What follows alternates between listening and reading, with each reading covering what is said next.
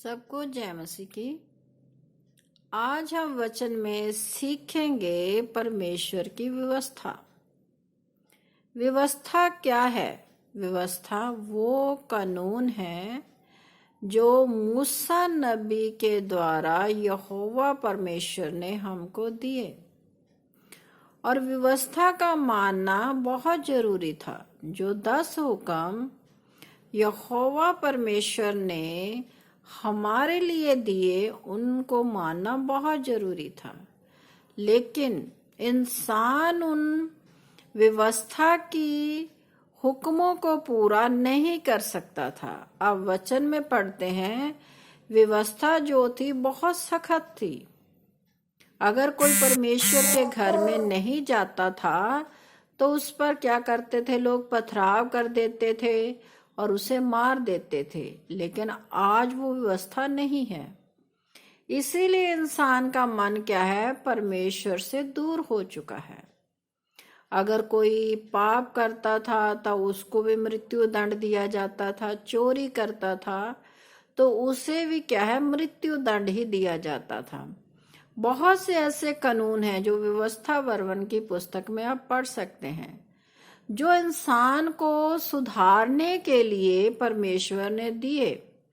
परमेश्वर का भय उनके मन में रहे, इसलिए वो व्यवस्था, वो कानून जो थे वो दिए गए थे कि इंसान जो है वो परमेश्वर का भय माने और उसके वचनों के अनुसार अपने जीवन को चलाए। लेकिन बहुत से इंसान उस व्यवस्था को मानते थे और बहुत से नहीं मानते थे। लेकिन हम वचन में पढ़ते हैं कि जब प्रभु यीशु मसीह इस धरती पर आए तो उन्होंने भी व्यवस्था को माना। वचन में उन्होंने खुद कहा कि मैं व्यवस्था को पूरा करने आया हूं, लोप करने नहीं आया। आज लोग क्या व्यवस्था पर नहीं चलते? परमेश्वर ने व्यवस्था को पूरा किया क्योंकि वो परमेश्वर की खुद की व्यवस्था थी इंसानों के लिए। और जब वो इंसान बनकर आया तो उसने भी वो व्यवस्था के अधीन ही रहा। वचन में भी आप पढ़ते हैं कि वो व्यवस्था के अधीन उत्पन्न हुआ। और वचन में आप पढ़ते हैं कि व्यवस्था में लिखा है कि तू अपने माता पिता की आज्ञा को मान, और वो भी उन्होंने किया। कहने का भाव ये है कि जो व्यवस्था खुद परमेश्वर ने लोगों को दी थी, उसी व्यवस्था को परमेश्वर ने पूरा भी किया जब वो खुद इस धरती पर आए। उसके बाद व्यवस्था के साथ साथ परमेश्वर ने अपना अनुग्रह उसमें जोड़ दिया। अगर कोई व्यवस्था पर चलते हुए नहीं चल पाता था, लेकिन वो अगर मान लेता था कि मुझसे पाप हुआ, तो परमेश्वर अपने अनुग्रह की दृष्टि उस पर डालता था और उसके लिए आसान कार्य बना देता था, जिसे हम वचन में पढ़कर सुनाएंगे। लेकिन व्यवस्था का पूरा करना जरूरी था। तो इसे हम आज देखते हैं। भजन संहिता की ये पुस्तक है, उसमें कुछ शिक्षाएं दी गई है, उसमें कुछ व्यवस्थाएं दी गई है जिसको पूरा करना इंसान के लिए जरूरी था। और जब परमेश्वर प्रभु यीशु मसीह आए तो उन्होंने व्यवस्था को अनुग्रह में बदल दिया। तो आज हम पढ़ते हैं भजन संहिता 119 जबूर की कुछ आयतें। तो वहां पर क्या लिखा हुआ है? फर्स्ट जो आयत है, क्या ही धन्य है वह जो चाल के खरे हैं। तो परमेश्वर क्या कहता है कि इंसान वो धन्य है जिसका चाल चलन अच्छा है, करैक्टर अच्छा है, क्योंकि परमेश्वर खरे चाल चलन वाले इंसान को पसंद करता है, जिसमें कोई बुराई ना हो, जिसमें कोई छल कपट ना हो। जो भी बुराइयां इंसान के अंदर होती हैं, वो सब बुराइयां ना हो, उसको परमेश्वर धन्य कहता है। उस खरे इंसान को परमेश्वर धन्य कहता है।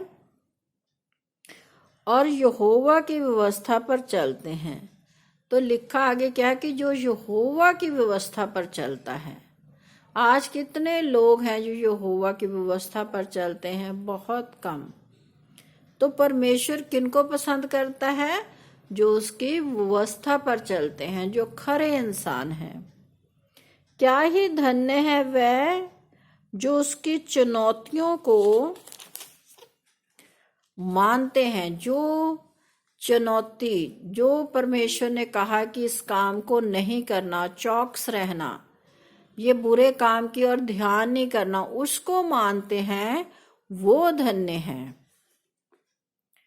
और पूर्ण मन से उसके पास आते हैं। ये कितना अच्छा वचन है कि वो पूरे मन से परमेश्वर के पास आते हैं। कितने इंसान हैं जो पूर्ण मन से परमेश्वर के पास आते हैं। आप चर्च में बैठे हुए होते हो, प्रभु का वचन चल रहा होता है, लेकिन आपका ध्यान अपने घर में, अपने दुनियावी काम काज में फंसा रहता है। परमेश्वर क्या चाहता है कि पूर्ण मन से उसके पास आना है। दुनियावी बातों को छोड़कर जब आप परमेश्वर के साथ संगति कर रहे हो, तो कोई भी दुनियावी बात आपके दिल दिमाग में नहीं होनी चाहिए। फिर वे कुटिलता का काम नहीं करते, वे उसके मार्गों में चलते हैं। जो ऐसे लोग, परमेश्वर लिखा, जो परमेश्वर के पास आते हैं, फिर वो क्या है? कुटिलता का काम नहीं करते। कुटिलता के काम बहुत से इंसान करते हैं। जब परमेश्वर की व्यवस्था पर इंसान चलेगा तो वो कोई भी बुरा कार्य नहीं करेगा। तूने अपने उपदेश इसलिए दिए हैं कि वे यत्न से माने जाएं। वचन कहता है, दाऊद बादशाह कहते हैं कि तूने अपनी व्यवस्था, तूने अपने वचन इसीलिए दिए हैं कि वो माने जाएं। अगर आप परमेश्वर के वचनों पर चलते ही नहीं हो तो फिर तो आपका जीवन क्या है? व्यर्थ है। भला होता कि तेरी विधियों को मानने के लिए मेरी चाल चलन दृढ़ हो जाए। वो कहता है कि भला होता कि जो आपकी शिक्षाएं हैं, आपकी व्यवस्था है, उसको मानने के लिए मेरा चाल चलन क्या है? दृढ़ हो जाए। मतलब पूर्ण विश्वास हो जाए परमेश्वर की व्यवस्था के ऊपर। तब मैं तेरी सब आज्ञाओं को की ओर चित्त लगाए रहूंगा और मेरी आशा ना टूटेगी। वो कहता है कि अगर मैं ऐसा अपना जीवन व्यतीत कर रहा हूं, फिर मैं क्या है? तेरी आज्ञाओं पर हमेशा चित्त लगाए रहूंगा। हमेशा आपकी परमेश्वर यहोवा की आज्ञा पर चला करूंगा, जिससे क्या है? फिर मेरी आशा कभी नहीं टूटेगी। मैं जो कुछ भी परमेश्वर से कहूंगा वो क्या है? पूरा करेगा। अगर मैं उसकी विधियों पर, उसकी व्यवस्था पर, उसके वचन पर चलता हूं तब, वैसे नहीं। जब मैं तेरे धर्माय नियमों को सीखूंगा तब तेरा धन्यवाद सीधे मन से करूंगा। वो कहता है कि मैं तेरे नियमों को सीख लूंगा, फिर मैं क्या है? जब मैं परमेश्वर के वचन पर चलूंगा तो मेरे मुख से परमेश्वर के लिए धन्यवाद, स्तुति, महिमा ही निकलेगी। मेरा जी क्या है? किसी व्यर्थ कार्य के लिए नहीं लगेगा। मेरा जी कहाँ लगा रहेगा? परमेश्वर की बातों की तरफ, परमेश्वर के वचन की तरफ। मैं तेरी विधियों को मानूंगा, मुझे पूरी रीति से ना तज। वो कह रहा है कि परमेश्वर, मैं तेरी सारी विधियों को मानूंगा, तू मुझे कभी ना छोड़। ऐसे कितने इंसान कहते हैं कि मैं तेरी सब विधियों को मानूंगा, परमेश्वर तू मेरा साथ कभी ना छोड़। वो तो परमेश्वर को जानना ही नहीं चाहते, तो साथ के लिए कैसे छोड़ेंगे? तो ऐसा है। फिर वो कहता है कि हर एक जवान जो है कैसे चाल चले। जब बच्चे बड़े हो जाते हैं तो उनका चाल चलन कैसा होना चाहिए? जवान अपनी चाल को किस उपाय से शुद्ध रखे? तेरे वचन के अनुसार सावधान रहने से। तो परमेश्वर का वचन हमें सिखाता है कि जवान जो बच्चे हो जाते हैं वो अपनी चाल चलन को कैसे शुद्ध रखें। आजकल के बच्चे जो हैं वो अपनी चाल चलन को शुद्ध नहीं रखते। आप जानते हैं बच्चे आजकल प्रार्थना नहीं करते, बहुत कम बच्चे प्रार्थना करते हैं। उनका जीवन क्या है, सारा दिन मोबाइल पर ही रहता है। क्या छोटे से लेकर बड़े तक सब क्या है, मोबाइल में ही घुसे रहते हैं। उनको परमेश्वर से या परमेश्वर के वचन से कुछ भी लेना देना नहीं है। वो सारा जीवन क्या है, यूं ही व्यतीत कर रहे हैं। और फिर क्या हो जाएगा, उनकी आंखें भी क्या है, कमजोर हो जाएंगी। वो आधी आयु में ही चश्मा लगाने लग जाएंगे। आजकल तो आप देखिए छोटे छोटे बच्चों के भी क्या है, चश्मे लगे हुए हैं, क्योंकि वो सारा दिन फोन पर रहते हैं। आजकल तो जो नई जनरेशन है, जमते हुए बच्चे हैं, वो भी साल 6 महीने के बाद क्या है, फोन को ही यूज करने लग जाते हैं। उनके माँ बाप उनको फोन देना शुरू कर देते हैं। वो अपने बच्चों को क्या है, खुद बिगाड़ रहे हैं। उनको क्या है, आदत डाल रहे हैं फोन की। और बाद में कहते हैं कि हमारे बच्चे तो फोन छोड़ते ही नहीं है। जब आपने उन्हें छोटी आयु में फोन पकड़ा दिया तो फिर वो कैसे छोड़ेंगे? आदत डाल दी है आपने उनको। तो अच्छी आदत तो आपने डाली नहीं कि प्रभु का वचन उन्हें सिखाएं, कहानियों के जरिए छोटी छोटी कहानियां सुनाएं बच्चों को। उनको गोदी में लेकर जब वो तोतली जबान में भी बोले तब आप उनको कहानियां सुनाएं, परमेश्वर ने क्या क्या कार्य किए हैं वो सुनाएं, तो वो उनके हृदय में सदा बने रहेंगे। वचन में भी लिखा हुआ है, किसी दिन हम इस पर आपको अलग वीडियो बनाकर सुनाएंगे कि जो बचपन में हमें सिखाया जाता है वो क्या है, बुढ़ापे तक भी हमारा साथ देता है। दाऊद बादशाह ने ही ऐसा कहा है। जो सीख हमें बचपन में दी जाती है वो बुढ़ापे तक हमारे साथ रहती है। तो अपने बच्चों को सिखाइए। फिर वो कहता है, मैंने तेरे वचन को अपने हृदय में रख छोड़ा है कि तेरे विरुद्ध पाप ना करूं। तो जो अच्छे इंसान होते हैं वो कहता है कि मैंने ही तेरा वचन क्या अपने हृदय में रख छोड़ा है। जो वचन को पढ़ते हैं, उस पर चलते हैं, फिर वो क्या है, पाप नहीं करते। उनकी जवानी अच्छी होती है। वो परमेश्वर के संग चलते हैं। फिर परमेश्वर भी अपने अनुग्रह की दृष्टि उन पर बनाता है। जीवन के हर सफर में क्या है, वो उनका साथ देता है। वो हमारे मन से बड़ा है। इसलिए वचन में हम बहुत बार लोगों को सुनाते हैं कि परमेश्वर जवानी में बच्चों को, जो जवान बच्चे हो जाते हैं, उनसे बहुत प्यार करता है, क्योंकि वचन में लिखा हुआ है कि वो जवानों से प्यार करता है। क्योंकि जवानी का आलम एक ऐसा होता है जिसमें इंसान भाग भाग कर परमेश्वर के हर एक कार्य को अच्छे ढंग से करता है, अच्छे ढंग से सीखता है, अच्छे ढंग से उस पर चलता है। जैसे हमने हायर स्टडी के लिए कहीं जाना होता है तो उसके लिए हम क्या है, बहुत मेहनत करते हैं। फिर हम उसमें क्या है, पास हो जाते हैं, अच्छे ओहदे पर चल पड़ते हैं। तो इसी प्रकार जैसे हम जवान हो गए हमारे बच्चे, तो उनको परमेश्वर की शिक्षा पर चलाए। वो अपनी दुनियावी शिक्षा को भी प्राप्त करें और क्या है, परमेश्वर की शिक्षा को भी अपनाएं, उसके संग चले। तो आप देखिए आपकी जवानी कैसी भली हो जाएगी, अच्छी हो जाएगी, आनंद में हो जाएगी। आपके जीवन में किसी बात की घटी नहीं रहेगी अगर आप परमेश्वर को पहला स्थान देंगे, उसके वचन के अनुसार चलेंगे, उसकी व्यवस्था को पूरा करेंगे, खरी चाल चलेंगे। तो ये सब बातें परमेश्वर अपने आप पर प्रकट करता जाएगा। फिर आपको मांगने की भी जरूरत नहीं पड़ेगी कि परमेश्वर मुझे ये दो या परमेश्वर मुझे वो दो, क्योंकि वचन में लिखा है वह अपने अनुग्रह की दृष्टि हम पर बनाए रखता है। जब हम परमेश्वर के संग चलेंगे तो अपने अनुग्रह पर की दृष्टि हम पर हमेशा बनाए रखेगा। तो आगे लिखा है,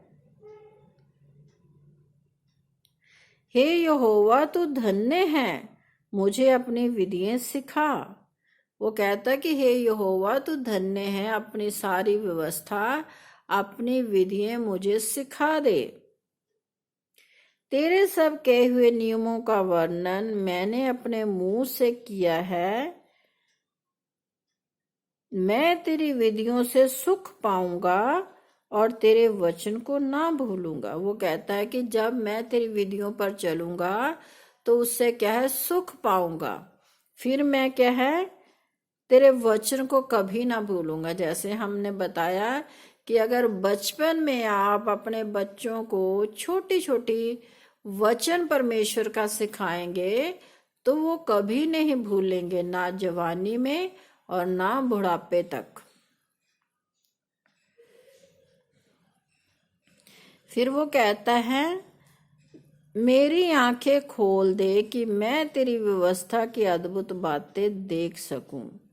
वो कहता है कि मेरी आंखें खोल दे। आंखें खुली तो सबकी रहती हैं, लेकिन उन आंखों पर क्या है, पर्दा पड़ा रहता है शैतान का, जो हमें परमेश्वर की व्यवस्था पर चलने नहीं देता। एक हठी हृदय रहता है जो परमेश्वर की व्यवस्था को भुलाना चाहता है। इसलिए वो कहता कि मेरी आंखें, मेरा दिल, मेरा दिमाग क्या है, परमेश्वर की ओर लगा रहे, ताकि मेरे दिल में, मेरे दिमाग में, मेरी आंखों में क्या है, परमेश्वर बसा रहे।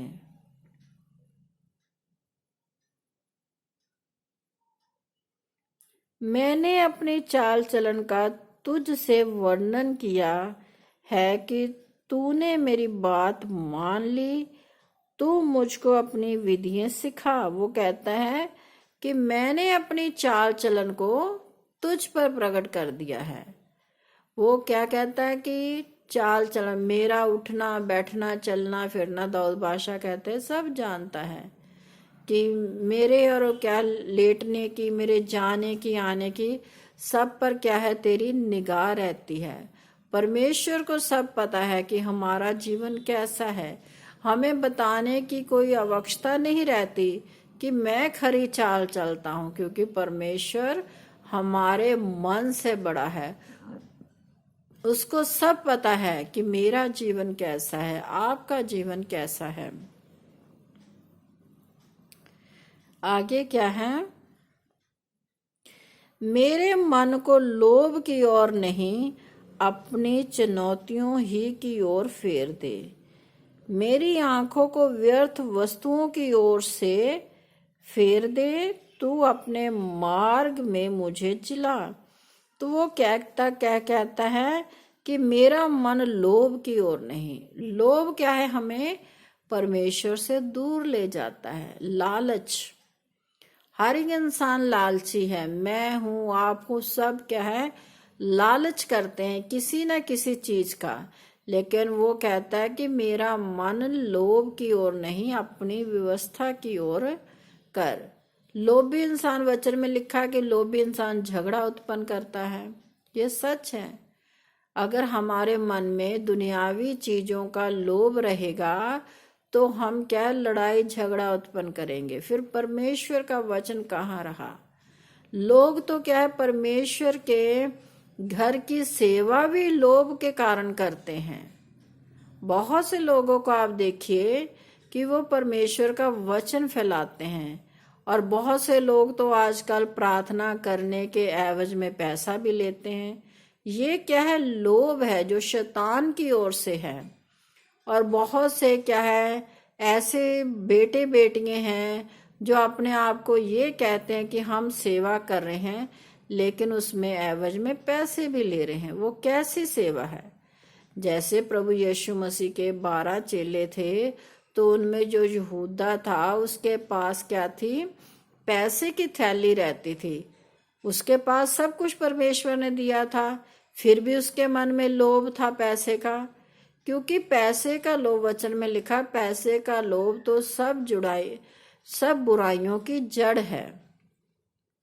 पैसे के कारण इंसान क्या है, पाप करता है। लोभ जब आता है तो फिर वो ये नहीं सोचता कि मैं परमेश्वर के घर में भी ठगी कर रहा हूं। बहुत से लोग परमेश्वर के घर में भी ठगी करते हैं, परमेश्वर की चीजों का लालच करते हैं। तो परमेश्वर तो हमें देख रहा है, किसी के कहने की हमें जरूरत नहीं पड़ेगी, क्योंकि वो सब इंसानों के मन को जानता है।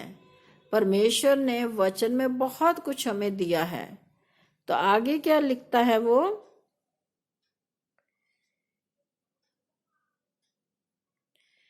हे यहोवा, तेरी करुणा और तेरा किया हुआ उद्धार तेरे वचन के अनुसार मुझको भी मिले। वो कह रहा है कि तेरी करुणा और तेरी दया, जो परमेश्वर हम पर कहता है, उसका लाभ हम पर पहुंचे। यहाँ पर हमने लोभ को क्या है, त्याग दिया है। अब वो अपनी करुणा से, अपनी दया से हमारे जीवन की हर एक लालसा को पूरा करेगा। जैसे 103 जबूर में भी लिखा है कि वो तेरी जवानी की लालसा को पूरा करता है। तेरी जवानी को क्या कर देता है, उकाब की नाई ऊंचा कर देता है। तो जब आप खराई से चलोगे, बिना लोभ के, बिना लालच के परमेश्वर के घर के कार्य को करोगे, तो फिर परमेश्वर अपने अनुग्रह की दृष्टि तो आप पर बनाए रखेगा। वो अपने आप आपकी सारी जरूरतों को पूरा कर देगा। जरिया कुछ भी बनाए, वो किसी भी तरह से अपने बच्चों की हर एक जो उनकी इच्छा होती है पूरा करता है। अगर हम उसको लोभ के कारण करेंगे या परमेश्वर के घर में भी ठगी करेंगे, तो फिर क्या हमारा जीवन सीधा नरक में ही जाएगा। आप किसी भी तरह से अपने जीवन को नहीं बचा सकते। तो आगे क्या लिखा हुआ है,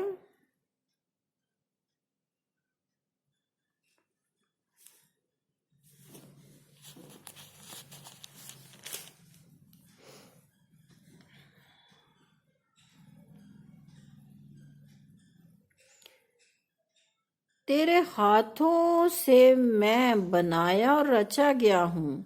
मुझे समझ दे कि मैं तेरी आज्ञाओं को सीखूं। वो परमेश्वर से कह रहा है कि प्रभु, आप तो मेरा उठना बैठना चलना फिरना सब कुछ जानते हैं, क्योंकि मैं तेरे हाथों से बनाया गया हूँ। आप जानते हैं, वचन में लिखा हुआ है कि परमेश्वर ने ये धरती, आसमान, पेड़ पौधे, जीव जंतु, जो कुछ भी हम देखते हैं, उसको उसने अपने मुख से